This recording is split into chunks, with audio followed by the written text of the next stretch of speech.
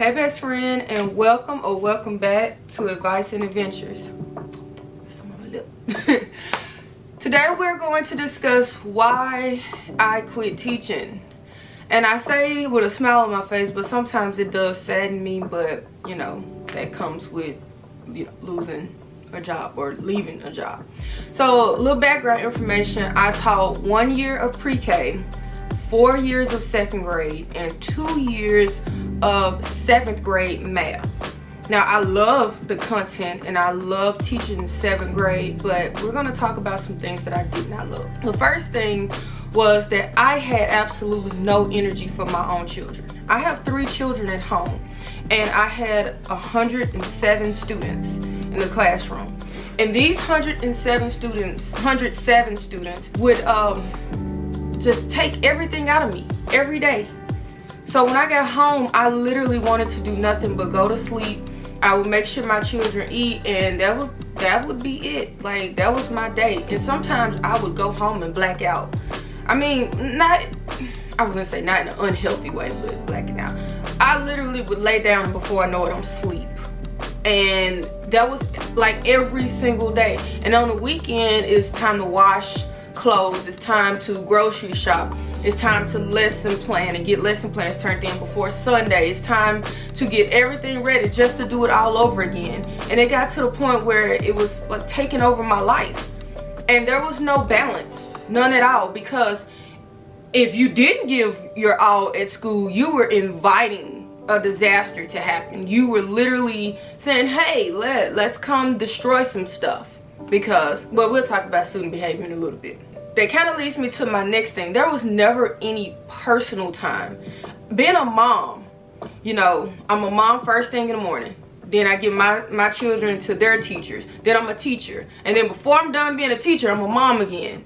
Like, there was never any just time for me. And on the weekends, I'm, you know, momming. So I didn't have any personal time. Just no time to breathe, no time to relax, no time to chill.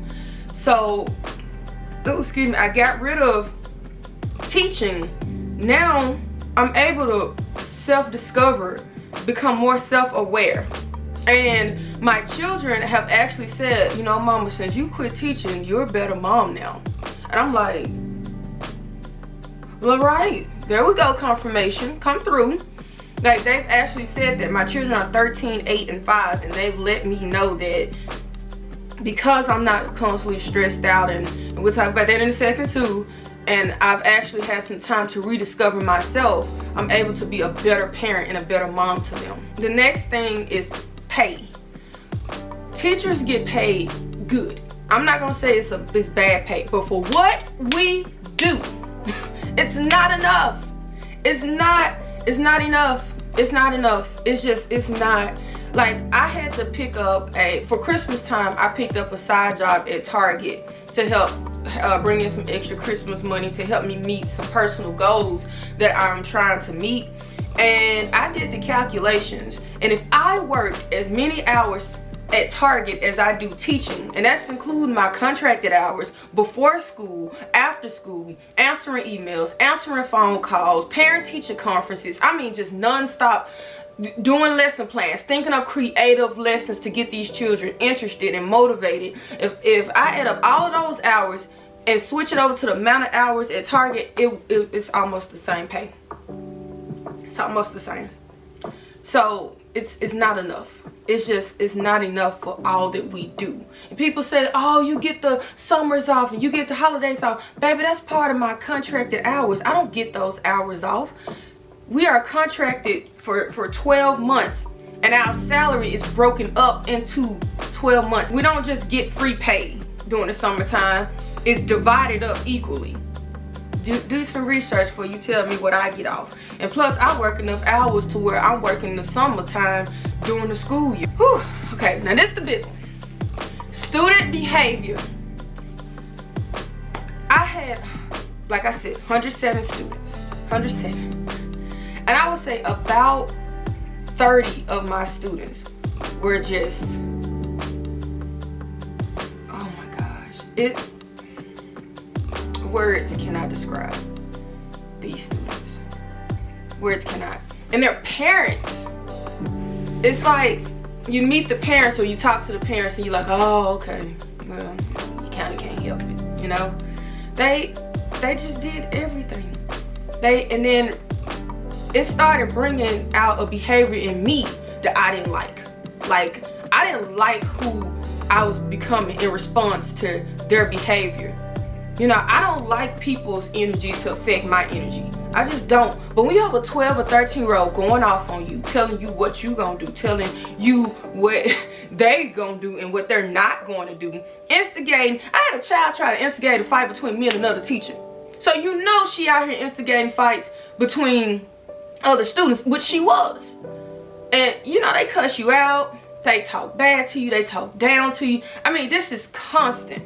It's every day. Every day. And you write them up, you give them detention, and it doesn't, it's like, you know, but it was an everyday thing. And the flip side of it is, those are the same students that were failing. You know, so I tried to do tutoring. I tried to talk to the kids, you know, one-on-one, you know, what's going on with you? How can I help you? You know, are you okay? You know, these type of things. Nothing. It's like talking to, you might as well talk to this couch right here. You get nowhere. Absolutely nowhere. And then you talk to the parents and you realize that's where you get it from. Some of the parents, now don't get me wrong, some of my parents of my difficult students, they were on it. You know, I had parents who came up to the class and sat down, and I appreciate those parents for that. I had parents who, you know, came as soon as I called. I mean, within 10 minutes they were at the school, and I was like, God dog, were you already on the way here? Like, those parents I appreciate, but it wasn't enough of them. It wasn't. I had so many parents telling me that they did not know what to do with their 12 and 13-year-old children. I just said I have a 13-year-old, right? I wish I would tell a parent or a teacher that I don't know what to do with my child. I don't know how to handle my child. My child is out of control. Well, first of all, you needed to have raised your child from the ground up. You can't let a child do whatever they want and then at 13 and 14, now you want to step in. No. It doesn't work like that. It does not. You have to be instrumental in the child's life every single day. But let me get off my soapbox. Student and parent behavior, I could talk about that all day, every day, but I'm not, because I'm in a good headspace and I want to stay there. Okay, so district expectations. Every district has expectations of teachers, right? And administrators and schools in general. Sometimes the expectations are unrealistic. And then sometimes it's like, okay, you get a rhythm going as a teacher, right? You got a rhythm going, you got a routine. Boom, district wants you to do this now. All right, I'm gonna do this. Boom, district changed their mind and wants you to do this now. It was like constant, like, okay, well, the district wants us to do this now. The district changed their mind again. This is the best practices. This is how we're gonna do this. And it was like, why are the experts the ones that aren't in the classroom? That's what I never understood. Why are the experts, they hadn't seen a classroom like 100 years, but they're the experts? No, it doesn't work like that. These children are not like the children you taught. They're not. They're nothing like the kids you taught. And that was another one of my frustrations. I could teach my heart out. I mean, doing everything the district want me to do by protocol, everything that I thought of, addressing misconceptions. I'm talking about everything. Perfect laid out lesson. And my children the next day would look at me like I didn't teach them a thing. But if you asked them what was posted on Instagram 2 weeks ago, they could tell you every single thing that was on Instagram. Everything. Without hesitation. So district expectation. Also, my district likes to put parents first. I don't remember not now, and yes, I said not now, one of my parents being in none of my classes with me. I don't remember them helping me pass any of my classes, helping me with any of my homework, helping me to get my degree or my license. Nobody helped me with EdTPA. None of my parents helped me with EdTPA. But they get to run my classroom.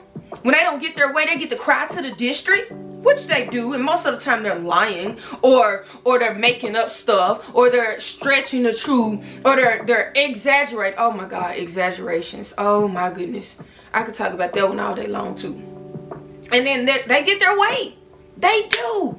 The parents 100% get their way. And then it's like another thing with my district. They want me to answer why my students are failing.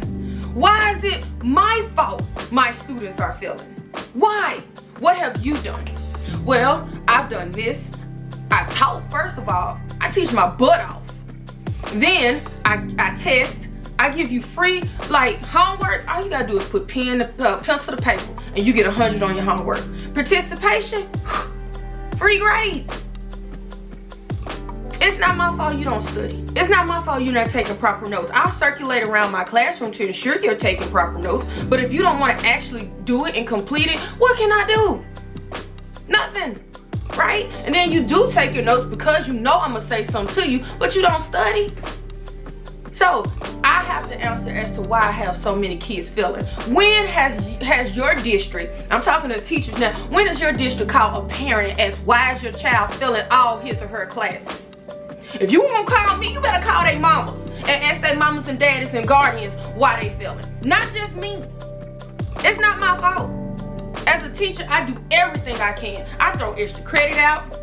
I do, man, everything. But I have to answer as to why a child is failing. And that was actually one of my other points. Me being to blame as to why a child is failing. So I don't know if you could notice, but like stressed out, burnt out, and the lack of sleep. I would literally stay up at night tossing and turning over my 107. Literally not sleeping. Stressed out about them making it, them passing.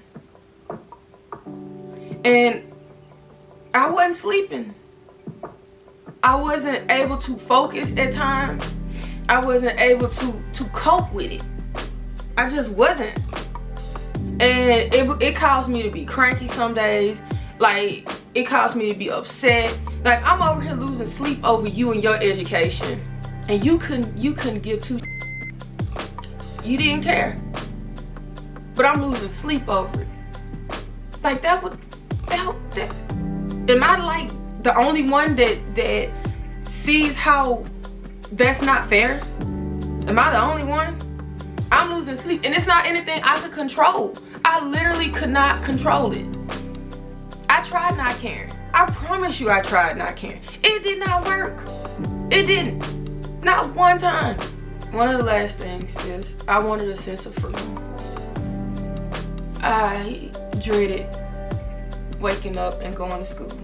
I dreaded dealing with other people's kids all day, every day. I started to get to the point where it was like I was emotionally drained, mentally drained, spiritually drained, physically drained. I'm talking about like completely not wanting to just do it anymore. Just not want to deal with teaching. And I wanted a sense of freedom. I wanted to get out and do things and experience life. I wanted to just be me and find me again. My life had become so much about teaching. That's all I talked about. That's all I did. That's all I worried about. It was just like I knew myself as a teacher, but I forgot who I was. Yeah, I do YouTube, but literally teaching took over my entire being. I wanted to relearn myself as a mom, relearn myself, just relearn myself and be free doing it. And since I quit teaching, I'm able to do that now. And I know some people might be thinking, okay, what are you going to do next? I don't know. I have no clue. I pray and meditate every day. I pray, you know, and right now I'm just being patient, and God will tell me what my next move is. God will let me know where to go, what to do, and how to do it. And that's just what I'm being patient and waiting on.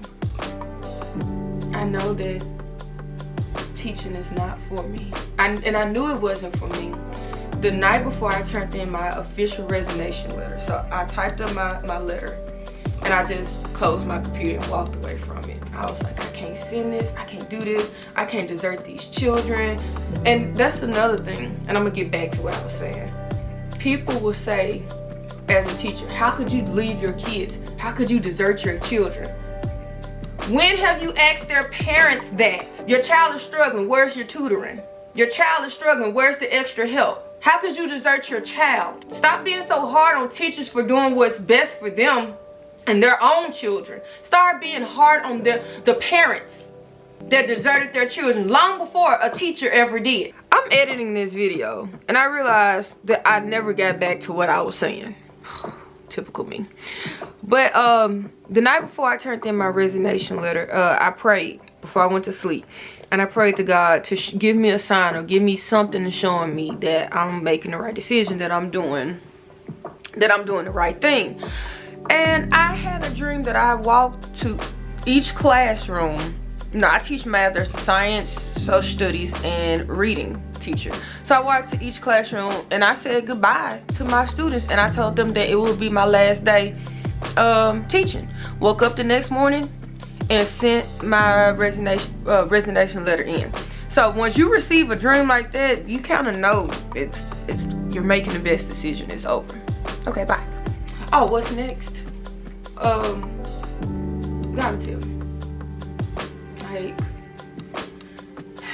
it'll be revealed to me what's next. I definitely plan on doing a lot of traveling. I'm gonna start back working on the bus, because actually I've already started back working on the bus, and I might do a video on that, you know, planning how the layout's gonna be, what's gonna be done with it. And yeah, will I ever step foot back in the classroom? No, I will never teach again. I might do some tutoring, I might do some subbing, but actually being a classroom teacher, never again. And I was good. Like, my administrators already want me to come back as a sub now, and I'm like, no, I need time. But I will never step foot in a classroom again as the teacher, ever. I don't have it in me anymore. I just don't. Guys, don't forget to like this video, subscribe to this video, and I'll see you in the next one. Bye, y'all.